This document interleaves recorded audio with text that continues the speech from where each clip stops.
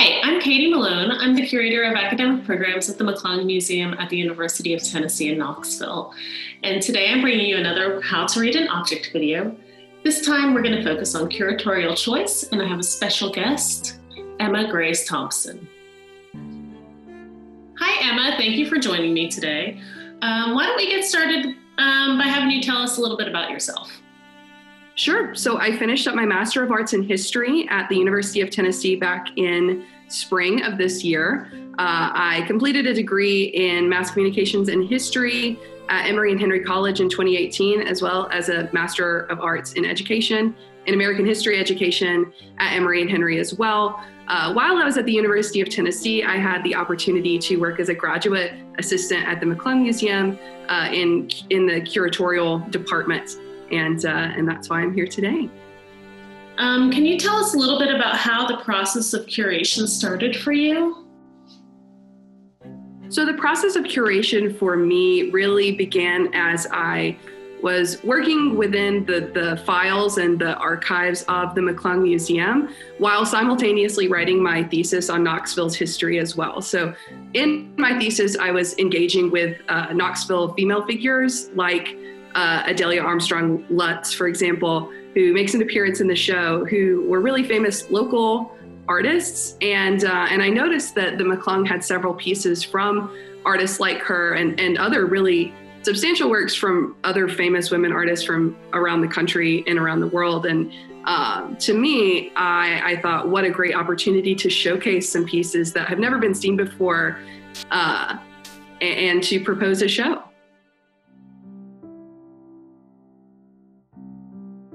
One of the things about the show that I felt really strongly that we should highlight is the McClung Museum's really unique collection of art by contemporary Native American women. I feel like that is a really strong section of the McClung's collection that doesn't often get put in context or in dialogue with each other. So artists like Amanda Swimmer or Teresita Naranjo are sort of, I butchered that pronunciation, I'm sure, but they're being able to put them in conversation with each other and being able to bring artists who have a real substantial presence in the contemporary art world to the University of Tennessee campus and to East Tennessee in particular, I thought was really valuable. That's great. So what else did you start to notice in as you were looking through the objects, and how did you decide to focus those objects? Well, one thing that I noticed when I started to look at the objects was that many objects or many pieces were donated or gifted by the same collectors. So some familiar names kept popping up like Eleanor Odaje, Lalaby Arnstein, and different women who were collecting women artists and donating them to the McClung Museum, almost a century ago, which I think is really powerful because it sort of speaks to the women supporting women narrative. The sort of unfortunate thing that you notice once you start delving into the McClung's collection of artists and women artists in particular is that there isn't a ton of art by women artists of color. I do think that's the benefit of the show, is that it's exposing the need to continue collecting art from more marginalized communities. And that's been a really eye-opening experience for me to understand that, yes, women are marginalized broadly in the art world, but especially women artists of color are not given the same opportunities. What else did you find challenging about choosing objects? Was there anything that you had to leave out or any hard choices you had to make? Well, initially, I think there were some hard choices to make because the theme of the show is much broader. Initially, it was just sort of women at the McClung. It wasn't art by women. And so we do have some really interesting pieces that, are modeled after different women or photographs of women that are really interesting, but ultimately don't fit the theme of the show, which is art created by women. So cutting some of those was hard because, especially when it comes to talking about LGBTQ women or queer art, we did have some photographs produced that were of women who were gender nonconforming many decades ago. And because those photographs weren't taken by someone who identified as a woman, we unfortunately had to eliminate those, which was sort of a bummer. But I think ultimately the show will open the door for more exhibitions that will provide an opportunity to showcase that.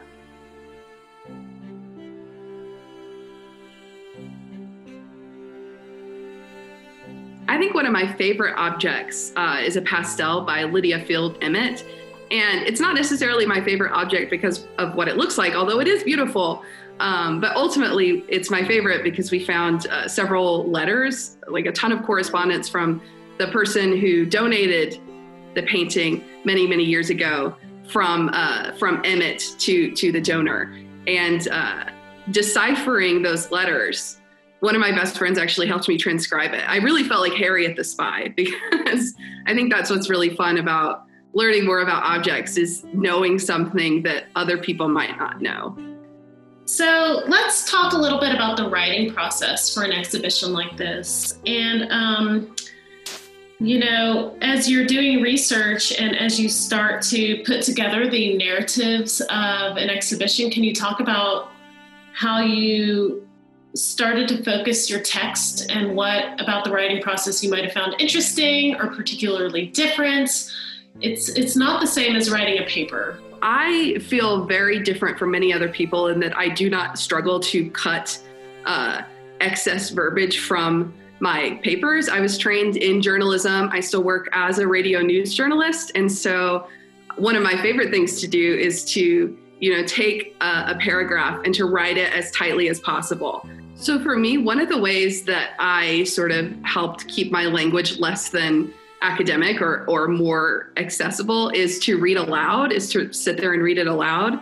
And if it didn't roll off the tongue, like if I couldn't read it into a microphone without stuttering, then I knew that that wasn't the sentence for me. So that was one of the ways that I sort of separated it. I think in academic language, you're sort of allowed to get tangled up in sentences, but I think ultimately there is so much power in being able to communicate exactly what you mean and exactly how you feel. And I think in a museum exhibit, writing for that specifically, there is so much fulfillment in being able to write a label that someone can walk up to and read and understand a really sort of complex concept in an instant.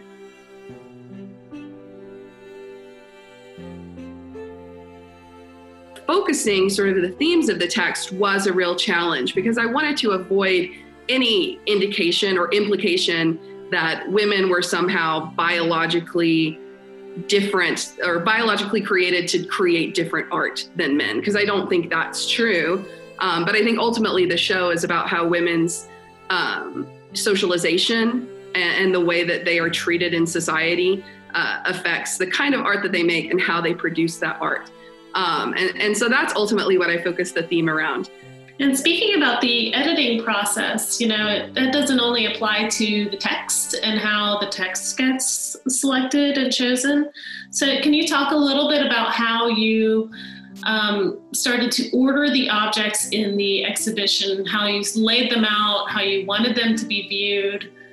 I think ultimately laying out the show is just a broad way of telling a story. And I think that's really inspiring when you think about your text, not as sort of various themes within a room, but as sort of a linear story that's being told. And it was challenging for me to avoid grouping objects together that seemed sort of intuitively to go together, because ultimately I think what you want from a show, you want something to surprise you and you want something to excite you.